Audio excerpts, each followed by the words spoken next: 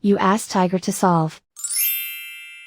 This deals with linear equations with one unknown. The final result is x equals -1/2. Let's solve it step by step. Simplify the expression. Expand the parentheses. Multiply the coefficients. Simplify the arithmetic. Expand the parentheses. Multiply the coefficients. Simplify the arithmetic.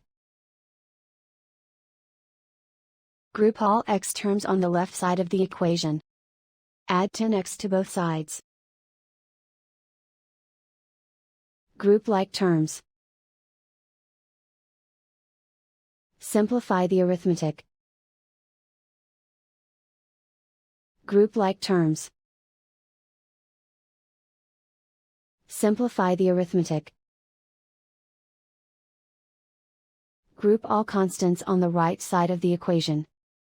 Subtract 28 from both sides. Simplify the arithmetic.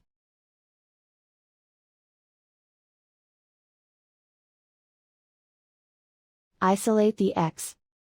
Divide both sides by -4. Cancel out the negatives.